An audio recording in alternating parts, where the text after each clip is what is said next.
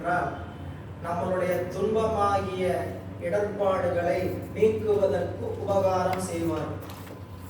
எங்களுக்கு துன்பத்தை தானே கொடுக்கிறாங்க அடியார்கள், ஒன்றும் இடர்களை நீக்கிற மாதிரி தெரியல அப்படின்னு கேட்டா, அடியார்களை காண்பதினால் சிவத்தை நினைப்பதற்கான வாய்ப்பு.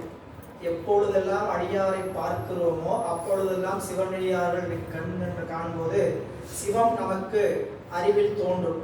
அறிவில் சிவபெருமானுடைய தொண்டர்கள் அப்படின்னு அதை நினைக்க வைக்கிறதுனால நமக்கு அவர்கள் உபகாரிகள். அதை இங்க அல்லல் பவம், துன்பம் தருகின்ற பிறப்பு அற, இந்த பிறப்பு துன்பம் தருகிறது, அந்த பிறப்பை அரண நீங்கும்படி அருளும் தவத்தையே முதலாக உடைய அடியவர். அடியவர்கள் எதை நோக்கி தவம் செய்வார்கள் என்றால், அல்லல் தருகின்ற பிறப்பு நீங்க வேண்டும் என்கின்ற தவத்தையே தன்னுடைய முதல் தவமாக செய்வார். தவம் செய்கின்ற பொழுது நமக்கு பல வகையான தேவைகளை வேண்டி தவம் செய்வோம். ஆனால் சிவனடியார்களுடைய தவம் எதை நோக்கி இருக்கும் என்றால், பிறப்பு நீங்க வேண்டும் என்ற குறிக்கோளைத்தான் முதலில் வைத்திருப்பார்கள். பெருமாண்டனா தினந்தோறும் கேட்பதற்கு கொண்டு இருக்குமானால், பெருமானே இரவாத இன்ப அன்பு வேண்டும் வேண்டுகின்றார், பிறவாமை வேண்டும். வேற ஒன்றும் கேட்கறதுக்கெல்லாம் ஒன்றுமே இல்லை. அது அவரவருடைய அறிவு வளர்ச்சியில அப்படியே முன்னேறி கொண்டே வரணும். எங்க வந்து நிற்கணும்? பிறவாமை வேண்டும், பிறவாமை வேண்டும்.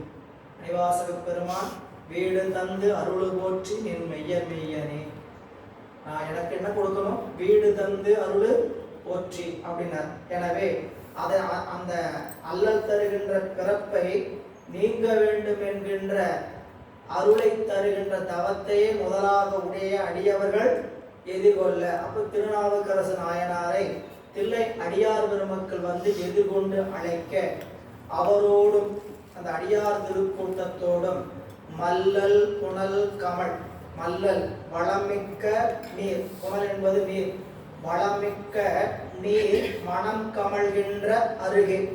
நீரினுடைய மனம், நீருக்கு மனம் கிடையாது, இயற்கையிலே நீருக்கு மனம் கிடையாது. நீரோடு சேர்க்கின்ற பொருள்களால் தான் நீருக்கு மனம்.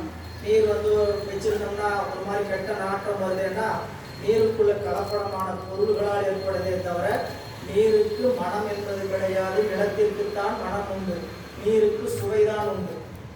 நீரினுடைய குணம் சுவை, நிலத்தினுடைய குணம் நாற்றம். நிலம் நீர் ஒவ்வொன்றுக்கும் ஒவ்வொரு குணம் அந்த பொருளோடு இருக்கு.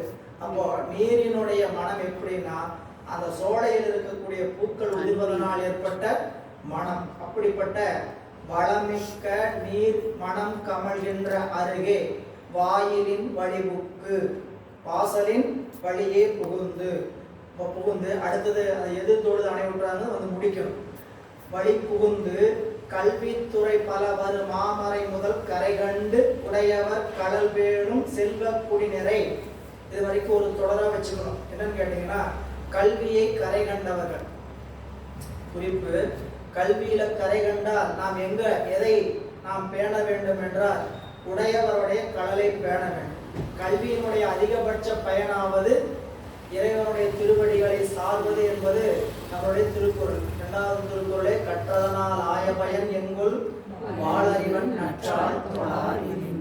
கல்வி அப்படிங்கிறத அங்க உரை செய்த பரிமேலழகர் ஆகம அறிவினால் ஆகின்ற பயனாவது, ஆகம அறிவினால் ஆகின்ற பயனாவது பிறவியை நீக்குகின்ற சிவபெருமானுடைய திருவடியை சார்தலே. படிச்சுக்கிட்டே இருக்கிறோம். திருமுறைகள், உலக கல்வி படித்தோம், இப்போ திருமுறைகளை படிக்கிறோம்.